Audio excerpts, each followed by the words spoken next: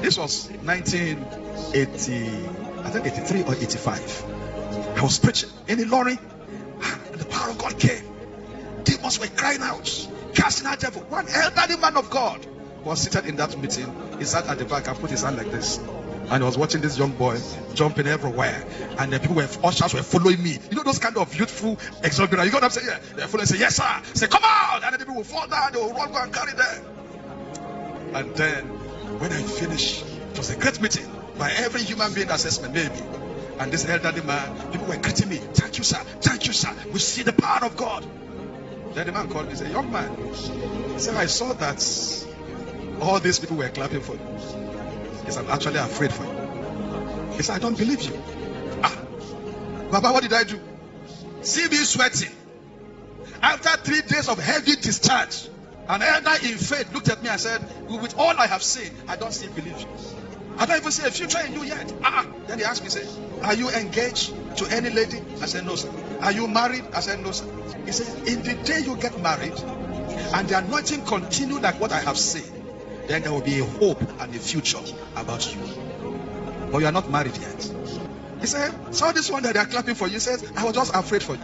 He said, but the day you get married and you have done 3-4 years in your marriage and the spiritual energy is at this level, then there is a future for you. He said, when you come that time, I will be talking with you as a man of God. Oh, that man deflated all the clapping they were clapping for me. I became very ordinary as I left for Ibadan. My leg was dragging.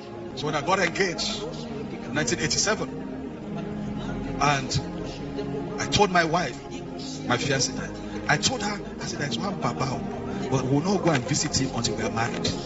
Because the man said, if I get married and the anointing continues at the same level, there is a future for me. I said, I'm sure the man is seeing what I didn't see. Young ministers, don't despise the elderly. So when I got married and God began to help me, and the anointing was ×10 when I was single, I said, now let's go see this Baba and tell him that it's fear, God has cared for it. That boy is now married and the anointing was not even at the level of when he was single, is now many level higher.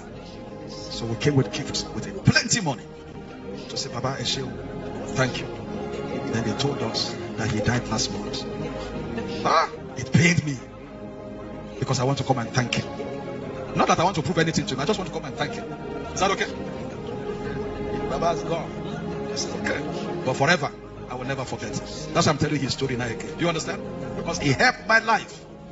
As a young leader, surround yourself with elderlies that can throw caution in the things you do.